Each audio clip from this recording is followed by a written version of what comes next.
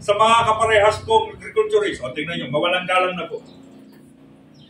Magpapasoil test ka. Pagka soil test, may missing nutrients. Ano sasabihin sa iyo ng technician? Ito sasabihin sa iyo ng technician. Mawalang galang na po ha, sabi ko mawalang galang. Ano sasabihin sa iyo? Ang pa-apply sa iyo, NPK. Paano kung nawawala calcium? Anong i-apply mo? NPK pa din. Ay nawala, boron. NPK pa rin. Ang pa. Lagyan mo, sabi niya, complete yan. Kasi, walang available. Meron mang available sa merkado na ibang elemento, mahal, or walang available sa market. Dito sa locality. Bigyan ko kayo ng... Kunwari, kaya ka nagpa-testing, lagi na lang nagtatanim ka ng palay, may tungro. Merong rice tungro, bacilliform virus. Anong kwentuhan natin kahapon? Pag may tungro, anong nawawalang elemento? Calcium, boron, at zinc. Hala, sige nga. Anong fertilizer ang may laman bukod doon sa full harvest product na may laman na calcium, boron, at zinc? Calcium, pwede. Anong gagawin mo? Apugin mo. May calcium. Diba? Pwede mo apugin. Or dolomite. Ano ba? Yung sell ng kwan. Maraming sell ng itlog. Oo, pwede yun. Ay, kung walang available sa market, nga ka. Ako nasasabihin, completein mo yan. Yun yung problem. Okay. Kaya ang gagawin mo, katulad ko, may problema dun sa Mindoro. Occidental, hindi Oriental, Occidental. Ang problema sa Occidental, lahat ng tanim nila, kung hindi leaf blight, tungro, tapos, ano po ba yung isa? Bacterial leaf blight, rice tungro, bacilliform virus, tapos may isa pang sakit. Yun na lang lagi ang tuwing magtatanim, yun ang problema. Oh, anong ginawa ko? Punta ako Cavite. Punta ako sa isang supplier galing Amerika. Yun yung nire-recommenda ng United States Department of Agriculture. Manufacturer sila ng minerals. Yung Sagrex Corporation. Ba naririnig ninyo?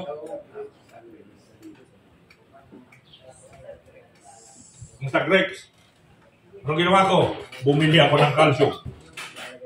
Bumili ako ng boron. Bumili ako ng zinc. Inihalo ko doon sa fertilizer ng Victory Global para tumaas pa yung efficacy. O, tapos, tanong nung nag-formulate ng full harvest root and leaf fertilizer, sabi ni Sir Jaime, Kuya Dan, bakit dinagdagan mo ng minerals? Lahat ng idinagdag mo, yan yung inihalo ko rin doon sa minerals natin. Sir Kako, parang ang pakiramdam ko, hindi kaya yung ma-treat yung tungro, yung bacterial leaf blight, hindi kaya. Yun kako yung pakiramdam ko. O sige, Kuya Dan, sabi niya, i-subject mo sa laboratory analysis yung product natin. O tapos sabi niya gano'n, isipin mo kung paano ang diskarte ng magsasaka. Kasi ang recommendation ko dati, per knapsack load, ay 15 ml per knapsack load.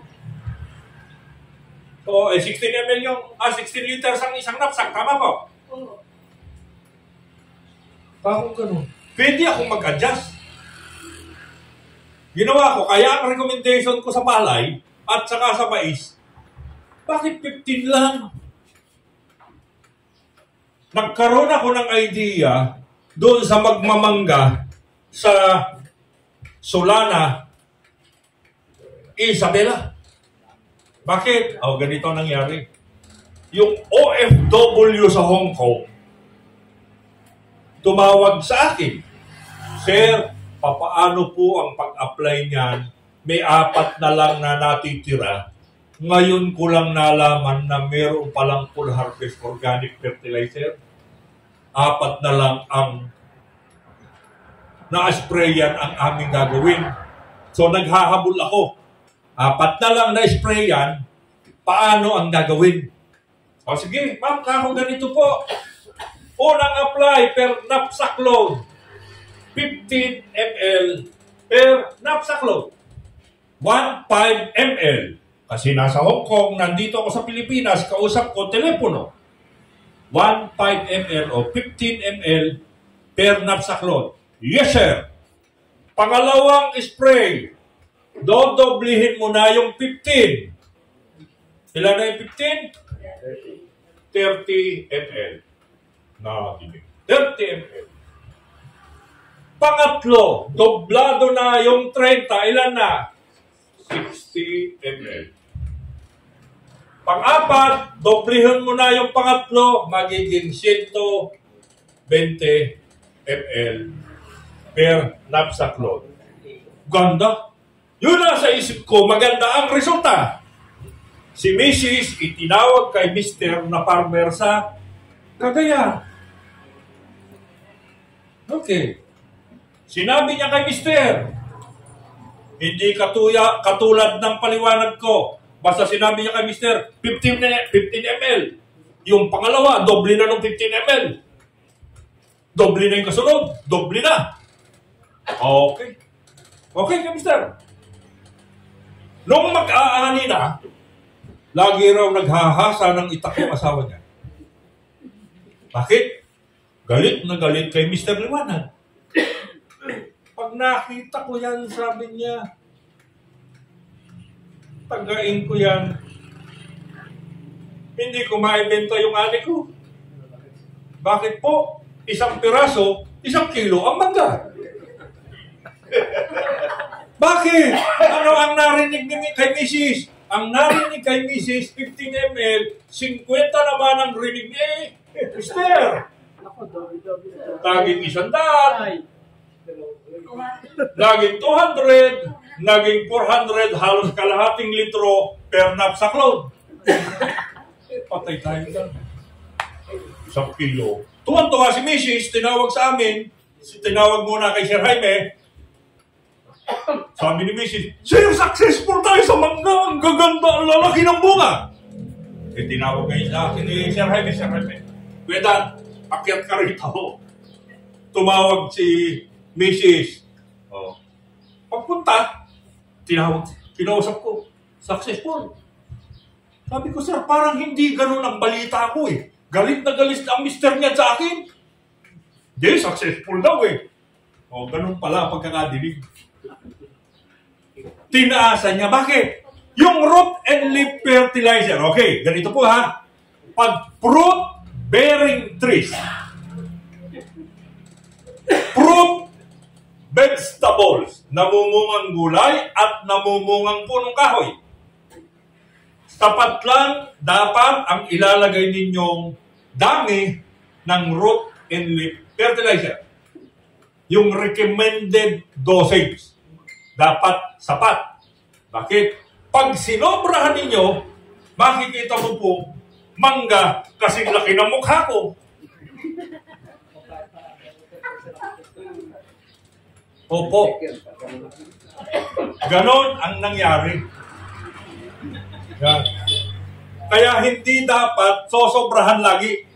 Okay lang kung cereals, mais, palay, yung mga katulad niyan, gabi, yan, carrots, radishes, sugar beets, awag din sibuyas. Isa din yun. Disgrasya rin naman sa sibuyas. Yes, sir. Ibig sabihin, sir, halimbawa, native yung sibuyas mo, in-apply mo. Sabi ko nga, Red Pinoy onion yung itinanim sa Nueva Vizcaya. Di ba, Red Pinoy, dapat ganun lang kaliliit. Yung 5 piso na hawak-hawak ko, nagmukhang 25 centimos dun sa sibuyas. Native yun, sir. Native. Bakit?